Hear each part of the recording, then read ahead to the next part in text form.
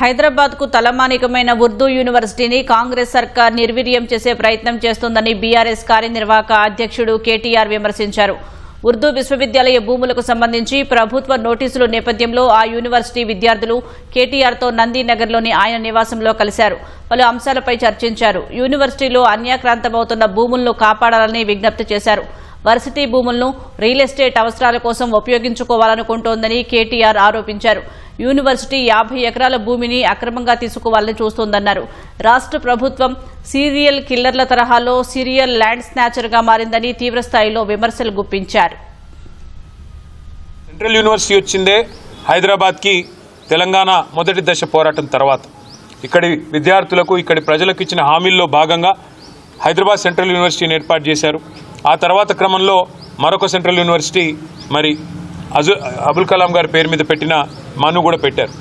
పెట్టిన తర్వాత ఈరోజు ఆ స్థలాలకు ఇచ్చిన ఆ విశ్వవిద్యాలయాలకు ఇచ్చిన భూములను తిరిగి వెనక్కి తీసుకుందామనే ప్రయత్నం ఏదైతే ప్రభుత్వం చేస్తున్నదో ఇది నిజంగా కూడా తీవ్రంగా గర్హించదగ్గది, తీవ్రంగా వ్యతిరేకించదగ్గది. ఇంకోటి మనం చూస్తూ ఉంటాం, సినిమాల్లో టీవీల్లో సీరియల్ కిల్లర్లను చూస్తుంటాం. అట్లాగే ఈ కాంగ్రెస్ ప్రభుత్వం ఎట్లా ఉందంటే సీరియల్ స్నాచర్ వీళ్ళు. ఇది మొదటిది కాదు, ప్రభుత్వ భూమి వీళ్ళు లాక్కునే ప్రయత్నం చేస్తున్నది.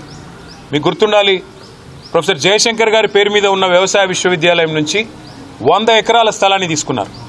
అక్కడ విద్యార్థులు మొత్తం పోరాటం చేసినా, ఆందోళన చేసినా, వారి ఉద్యమాన్ని అణిచివేసి 100 ఎకరాలు తీసుకొని అక్కడ హైకోర్టు కడతామని చెప్పి ప్రభుత్వం వారు ఆనాడు కూడా స్వాధీనం చేసుకున్నారు. రాష్ట్రంలో ఎక్కడా భూమి లేదన్నట్టు విశ్వవిద్యాలయం మీద పడి ఆ ల్యాండ్ గుంజుకున్నారు.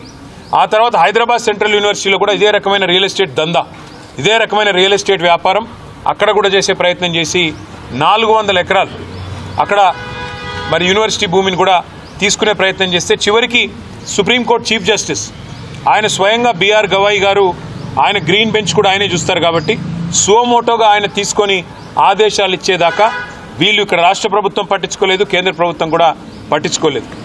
ఈరోజు ఇండియన్ స్కూల్ ఆఫ్ బిజినెస్ వాళ్ళకు నోటీస్ ఇచ్చారు. అక్కడ కూడా 100 ఎకరాలు తీసుకునే ప్రయత్నం చేస్తున్నారు. ఇక్కడ మౌలానా అబుల్ కలాం ఆజాద్ యూనివర్సిటీకి నోటీస్ ఇచ్చి ఇక్కడ 50 ఎకరాలు లాక్కునే ప్రయత్నం చేస్తున్నారు.